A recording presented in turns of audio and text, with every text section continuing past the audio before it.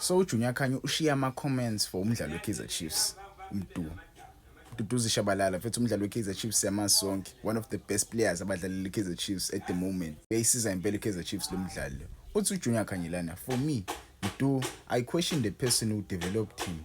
I'm not too sure who is he because this is Mdu's fourth season. The talent is there, you can see it.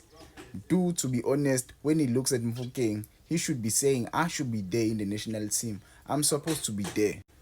Ngithe ngawafunda lamagama lawa ngawabuka mhlawumbe umunye umuntu lamagama lawa angawabuka ngiyindlela yebo yize nami ngibuye ngingamuzwa kahle uJunior Khanya izinto ayishow because ubuya abheke eceleni but yabona lento le musathi uyayibheka inamagama akhayo la but lawo magama lawa awasoundi kahle umdunjo bekwi-4th season ku-Kaizer Chiefs. Yes, u-Kaizer Chiefs esaqala kulama season lawa esawadlala wayengayitholi more game time. Yabo, fana njengayo Mofokeng naye esaqala wayengayitholi more game time. But last season ila khona Mofokeng ezenzele khona udumo. I think nayo Mdu last season ila khona ezenzele udumo.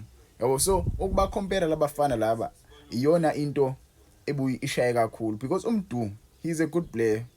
He's a good player. The thing about Mdu is because udlala kwi-team vele enabadlali asebedlalela i-paycheck abadlalela i-pitch.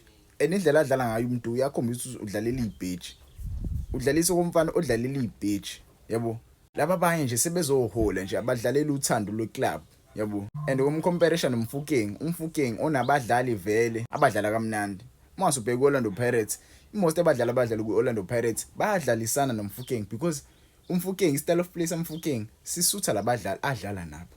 Abadlali abanjengoNkota, abadlali abanjengoMaswanganya, oDlamini mfethu. Most players abadlala ku-Orlando Pirates badlala i-style of play esisutha lo mfana.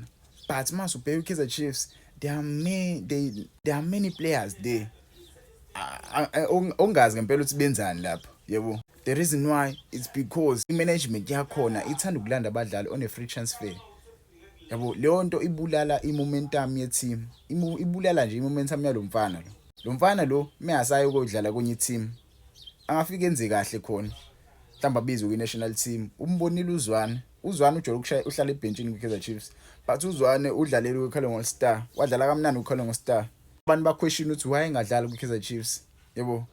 Kunalezo zinto lezo okumele uyiquestion umlandeli webhola ukuthi kahle kahle kwenzakalani la. Mdu is a good player. Yebo, angimele aba comparison noMofokeng. Mofokeng is a good player. Yena. Yebo, I'm an Orlando Pirates fan. Mofokeng uyi good player naye ngokwakhe. But nalo uyi good player. Angimele uba comparish.